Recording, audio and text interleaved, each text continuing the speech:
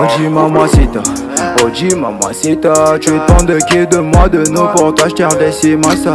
Vas-y mamacita, Oji mamacita, en plan ensemble je t'ai dit je t'aime à travers le mininga. Oji mamacita, tu es tant de qui de moi de nous pour toi je t'ai redessus massa.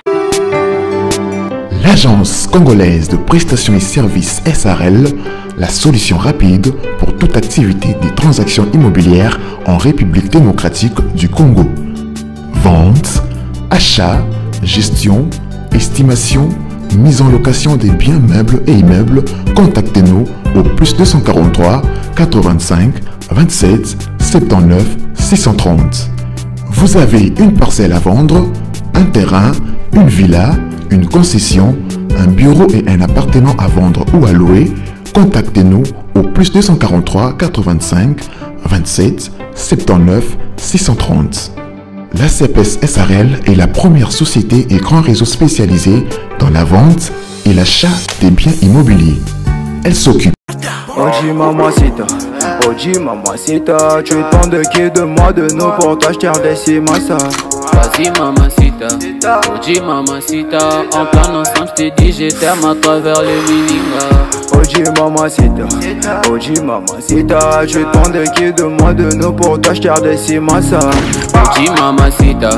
Oji mamacita, en plan ensemble je t'ai dit je t'aime à travers le mininga. Quand je pense à toi je suis pas allé, je suis BG encore. Tu t'en fous de mes reproches et de mes erreurs qui sont moches. La bonne j'arrange mes souvenirs dans la rue, je deviens rage quand je suis dans le bloc. Mbote libota na ngai mbote na biso. Sengo mingi ya ko présenter biso lupango oyo toye na quartier moko bien place ndeko telemi to moni biso sur liboso. Eza ndaku lupango mo toye ko tala eza 10 mètres fois 23 mètres et demi, donc 235 mètres carrés. Bomoni avenue ndenge zali o eza juste générique poto laksa elo o toye ko tala wana to bima tozonga na makadam tozwa idée général à quartier environnement place au kofanda maramnyo sondenge zali bongo tozonga sou na lupango. Merci. Voilà donc awa skoto bimi na balabala donc avenue yango to ali boso avenue bomoni avenue ndenge za propre avenue za propre makadam yango yo donc okitimba la moko awa to na commune ya Monga Fula na quartier CPA Moshi, le premier quartier dans le premier plus beau quartier ya Monga Fula yango ezalaka CPA Moshi. Maradam yango yo avenue yango mobimba kotimba la moko donc awa et continuer et keiti na fleuve. Lupangu eza na quartier CPA Moshi na localité ya Moudi. Donc wana tomoni makadam maradam eketi fleuve oye matione mateketi pompage OK maramna yo. Voilà donc awa to kota avenue Nalingaki na loba eloko moko eza très important et capital pour na bandeko na biso. To lobara toujours que pour osomba lupangu era na ba facteur. Donc total environnement, total accessibilité et puis total makambu ndenge ezaleli donc ndenge disposition lupangu ndenge ezaleli donc total na veni biso mo tozomona makambu nyonso ndenge ezali. Ba voisins, beauté à quartier, avenue, ndenge propre, maramunyoso. Donc le pan haut tout ce qui est total là, ils a tellement bien, na ebi ke belé to sepela na yango, mais to comment bongo to e bandenge ya ko solo là. Donc awa to pusani, to komi liboso ya école moko, ya munene ya mbudi, o ezali liboso na biso awa, na ebi ke bomoni kombo botangi kombo, maramunyoso ndenge ezali.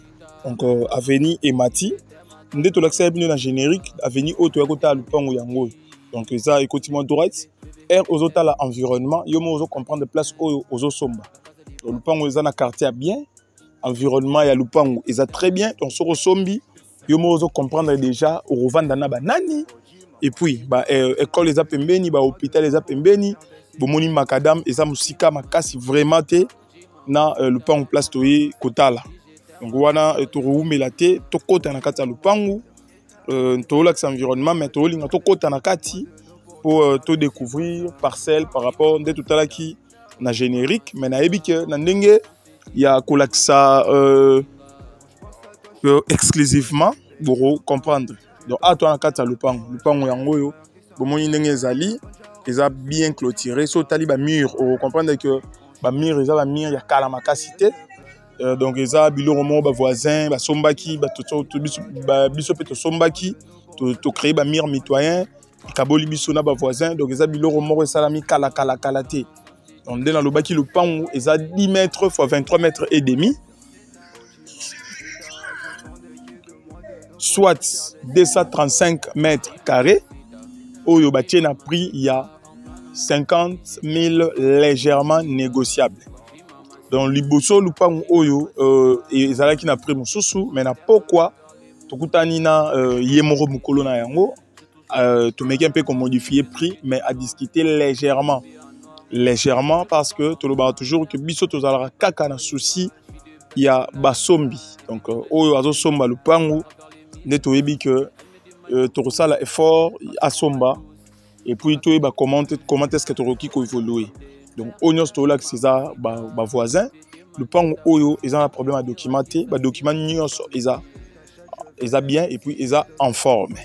Donc pona ba o ba rozala intéressé na rotala lupango yango ezali eza na commune ya Mongafula na quartier CPA Moshi, le premier beau quartier ya Mongafula.